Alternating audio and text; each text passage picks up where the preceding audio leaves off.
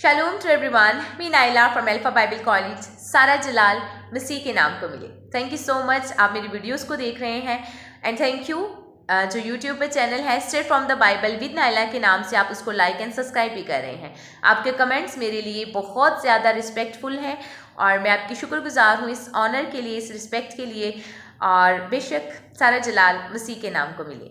अगर आप कभी किसी से गुफ्तगू कर रहे हों और उससे यहोवा खुदा के रहम और उसके तर्स के बारे में बता रहे हों और उसे कहें कि खुदा रहीम है और वो आपसे मोहब्बत करता है, आपको माफ़ करता है, बल्कि पूरी इंसानियत से मोहब्बत करता है, और वो शख्स आपको रिप्लाई करे कि अगर खुदा रहीम है तो वो पुराने अहदनामे में कुनानियों को ख़त्म करने और उनके मुल्क पर कब्ज़ा करने का हुक्म क्यों देता है, तो आप बिल्कुल परेशान ना हों।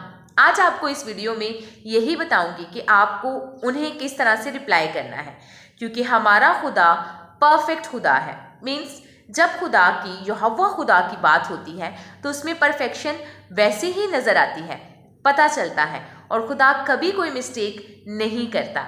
हाँ, कमी हम में होती है कि हम कलाम को पूरी तरह से समझते नहीं हैं और उसे अच्छे से रीड करके खुदा की मदद को नहीं मांगते हैं जो हमें कलाम को समझने की तौफीक देता है। बेशक ये एक गहरा समंदर है और आप इसमें जितना ज़्यादा डूबते हैं, गहराई में जाते हैं, उतना ज़्यादा इसको समझते भी जाते हैं। अगर इस तरह का कोई क्वेश्चन सामने आता है तो आपने उनको रिप्लाई करते हुए 3 पॉइंट्स का ख्याल रखना है।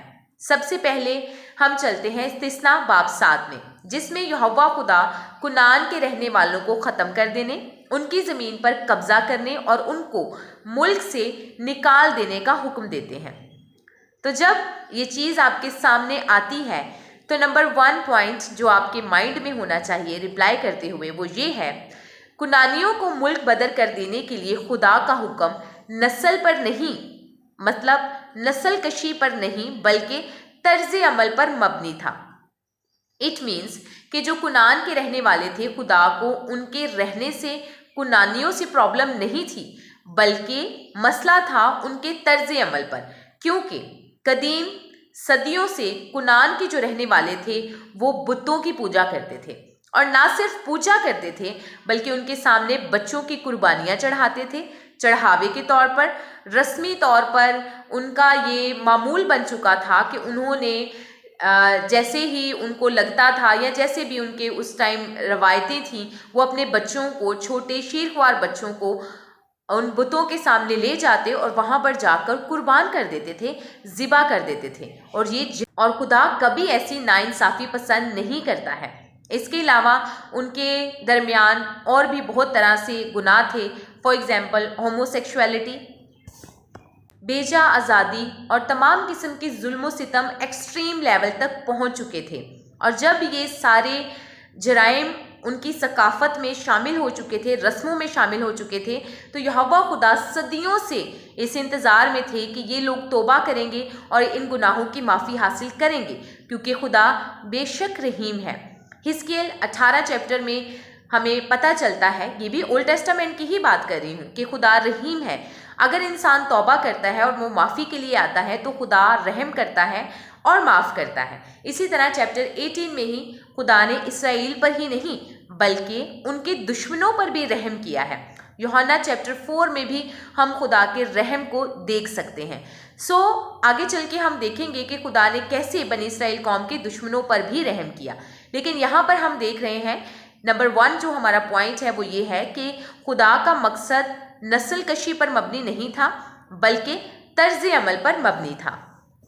और हम इस बात पर पूरा ईमान रखते हैं कि खुदा रहीम है और इसका हुक्म, इसके अहकामात पुराने अहदनामे भी मौजूद हैं कि अगर इंसान तौबा करता है तो खुदा माफ़ करता है। आपको एक एग्जाम्पल याद होगी यूना नबी की। यूना नबी को खुदा ने हुक्म दिया कि नैनवा शहर में जाओ और उनसे कहो कि बनी इसराइल कौम को तंग ना करें या उन पर जुल्म सितम ना करें, वरना मैं उन्हें हलाक कर दूंगा। अब यूना नबी, आप सब जानते हैं, नैनवा शहर में जाने की बजाय तरसीस शहर में चले गए। जाने के लिए मीन्स जहाज़ में बैठ गए। अब वो जब जहाज़ में बैठे हैं, आप सोच सकते हैं कि वो क्यों ये नाफरमानी कर रहे हैं, क्योंकि वो जानते हैं कि खुदा रहीम है और वो चाहते थे कि अगर नैनवा शहर के लोग बुराई कर रहे हैं तो उन्हें सज़ा मिलनी चाहिए। और अगर वो खुदा से माफ़ी मांग लेंगे तो उन्हें माफ़ कर दिया जाएगा। और ऐसा हुआ। जब यूना नबी को दोबारा नैनवा शहर में भेज दिया गया तो उन्होंने तौबा की मुनादी की, तो लोगों ने उस तौबा की मुनादी पर तौबा की और उन्हें माफ़ कर दिया गया। मीन्स इसराइल के दुश्मनों को माफ़ कर दिया गया। और अगर ये सिर्फ नस्ल कशी पर मबनी होता या खुदा सिर्फ बनी इसराइल कौम से ही मोहब्बत रखता तो उनको कभी माफ़ ना करता। लेकिन हमारा खुदा परफेक्ट है और खुदा रहीम है और बेशक वो रहम को, इंसाफ को ज़्यादा पसंद करता है। नंबर 2 पॉइंट जो आपने याद रखना है वो ये है कि खुदा हमेशा लोगों के साथ चलने के लिए तैयार रहता है, लेकिन अगर वो भी उसके साथ चले तो मीन्स अगर वो भी तौबा करें, अपनी बुरी राहों को तर्क करें तो खुदा उनके साथ चलने के लिए तैयार रहता है। अब कुनान के रहने वाले लोगों को बारहा ये इन्फॉर्म किया गया कि वो जो कुछ भी कर रहे हैं ये गलत है, ये गुनाह है। बच्चों को, जिंदा बच्चों को, शीखवार बच्चों को देवी देवताओं के सामने कुर्बान करना गलत है। होमोसेक्सुअलिटी गलत है। बेजा कत्ल, बेजा आज़ादी, इस तरह की सारी चीज़ें जो गुनाह उस टाइम पाए जाते थे ये जराइम है। लेकिन इसके बावजूद जब उन्होंने इन चीज़ों से तौबा ना की तब खुदा ने उनको उनकी ही ज़ुबान में समझाने की कोशिश की और ऐसा किया, क्योंकि उस टाइम मशरिक के करीब जंग मामूल की बात समझी जाती थी। सरवाइव करने के लिए, अपने हकूक़ को हासिल करने के लिए और अपनी तर्ज ज़िंदगी में रहने के लिए जंग की जाती थी। चाहे उनको सही चीज़ के लिए भी कायल किया जाए, वो लोग अपनी चीज़ों पर इस कदर डटे हुए थे कि जंग के लिए तैयार हो जाते थे। अब जो बनी इसराइल कौम थी वो कुनानियों के सामने एक कमज़ोर कौम थी। जंग के लिए यहोवा खुदा ने हदूद और मखसूस हालात भी मुकर्रर किए थे। ऐसे अहकामात भी हैं जिसमें उन लोगों को छोड़ दिया गया जिन्होंने हाल ही में कोई मकान, कोई अंगूर का बाग खरीदा हो, या जो कमज़ोर दिल अफराद हों, या जिन्होंने शादी की हो या इस बंधन में मुंसलिक हुए हों। इवन दरख्तों तक को प्रोटेक्ट करने के लिए भी अहकामात जारी किए गए। हमारा खुदा परफेक्ट खुदा है, हम समझ नहीं रखते तो ये हमारी कमज़ोरी है। तो इन तमाम हालात के मद्देनज़र जंग करने का हुक्म दिया गया था और जंग करना उनके लिए एक सज़ा भी थी। जिस तरह सदूम और अमूरा के लोगों को सज़ा दी गई बुज़ुर्ग लूत के ज़माना में, जिस तरह से हज़रत नूह के ज़माना में नूह के जो लोग थे, वहाँ रहने वाले थे, उनको सज़ा दी गई जो बदी में और बुराई में बहुत ज़्यादा जम हो चुके थे और उनको बार बार मना करने के बावजूद, उनको तलकीन करने के बावजूद वो अपने गुनाह पर कायम थे। सेम उसी तरह इनको जंग की सूरत में इनकी गुनाहों की, इनकी गलतियों और ख़ताओं की सज़ा इसलिए दी गई क्योंकि इन्होंने तौबा नहीं की। मीन्स हमारा सेकंड पॉइंट कि खुदा इंसान के साथ, लोगों के साथ चलने के लिए तैयार है जब वो तौबा करें और खुदा के साथ चलें, क्योंकि खुदा एक बहुत बड़े मंसूबे पर काम कर रहा था। वो एक बहुत बड़ा प्लान तैयार कर रहा था क्योंकि उसे दुनिया को निजात देनी थी और एक निजात दहिंदा बनी इसराइल कौम में से, यहूदा के घराने में से देना था। और उसके लिए वो मुल्क कुनान को नापाकियों से फ्री कर रहा था और पाक कर रहा था ताकि ये रस्में जो कत्लो गारत पर मबनी है, बच्चों को कत्ल करने पर और हर तरह की बुराई पर मबनी है, उससे आज़ाद किया जा सके।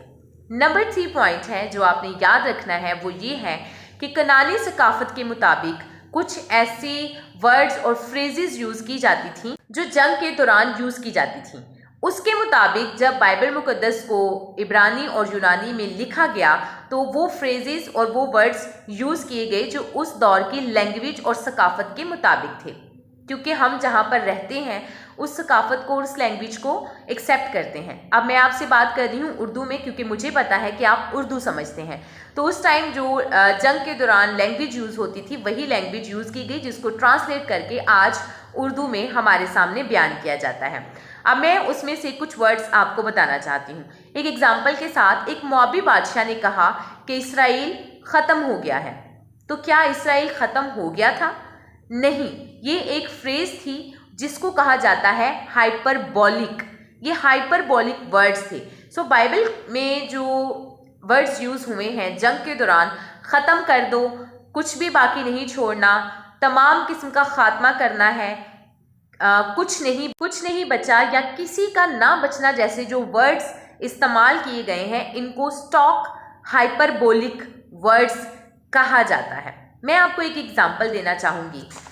बेशक हमने लास्ट टाइम भी देखा कि खुदा ने ना सिर्फ बनी इसराइल को बल्कि उनके दुश्मनों को भी माफ़ किया, और कुनानियों को भी खुदा माफ़ कर सकता था, और बहुतों को किया जिन्होंने खुदा को एक्सेप्ट किया और अपनी बुरी राहों से बाज भी आए। उसकी एक एग्जाम्पल हम देखते हैं राहब कुनानी की, जो जनाब मसीह की अजीम अजीम अजीम दादी है। और अगर वो तमाम कुनानी मुकम्मल तौर पर ख़त्म हो चुके थे तो फिर कुनानी औरत जो यीशु मसीह की दादी होने का एजाज़ रखती है, वो कैसे कायल होकर इस एजाज़ को हासिल कर सकती है, क्योंकि वो तमाम तर पूरी तरह से ख़त्म नहीं हुए थे, बल्कि जिन्होंने कबूल किया उन्होंने माफ़ी को भी हासिल किया।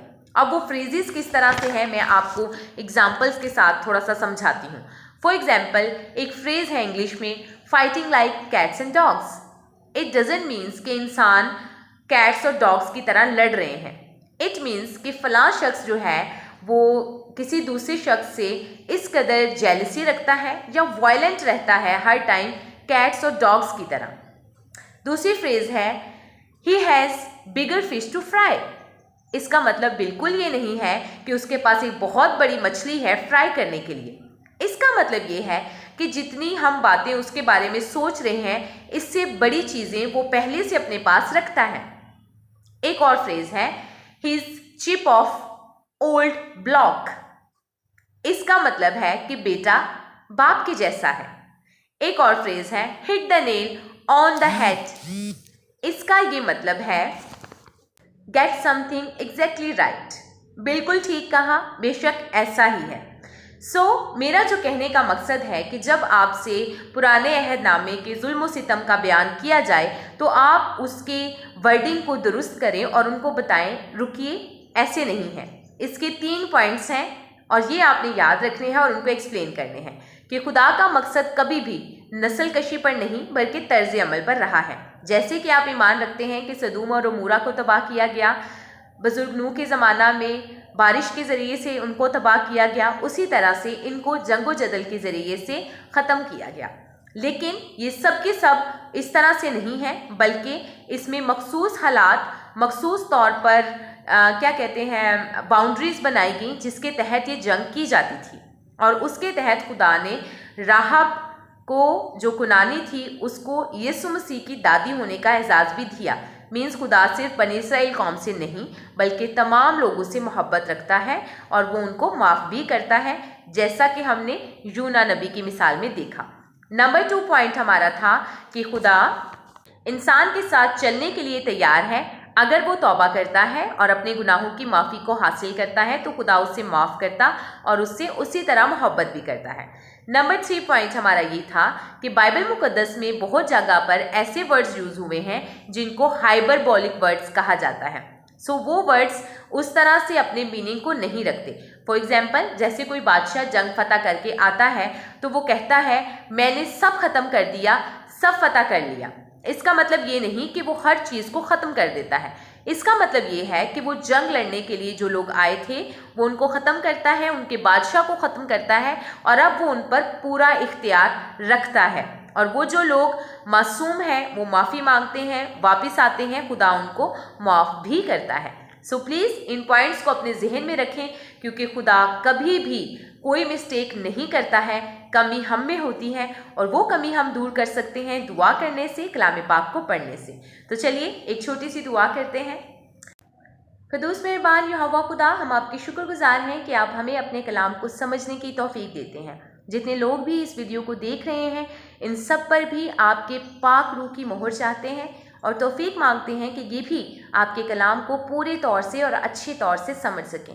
इन सबको बरकत देना ताकि जब भी इनको इस तरह के क्वेश्चंस का सामना हो तो ये नहीं बल्कि आपका रूह इनमें से होकर बोले। हमें तौफीक बख्श ताकि हम आपके कलाम को और आपको समझ सकें। खुदावंद, हम अकेले कुछ भी नहीं हैं, आपकी मदद हमेशा हमारे साथ रहे, इन सब के साथ रहे, ताकि ये खुदावंद की बरकत को और इनकी बरकत को पूरे तौर से अपने अंदर ले सकें। इनकी तमाम परेशानियां, तमाम तकलीफ़ें मसीह यीशु के नाम से जाती रहें। बीमारियों को, नापाकियों का, बदी का खात्मा हो मसीह यीशु के नाम में। खुदावंद इनके साथ होना ताकि अपने लिए और दूसरों के लिए बाइस बरकत हो सकें और दूसरों की भी ईमान की मजबूती का बाइस बन सकें। यहोवा खुदा हमारे साथ रहना और कदम कदम पर हमारी हिफाजत फरमा, ताकि हम बदी से बाज रह के सारा जलाल मसीह के नाम को दे सकें। मसीह यीशु के पाक नाम में मांगते हैं, आमीन।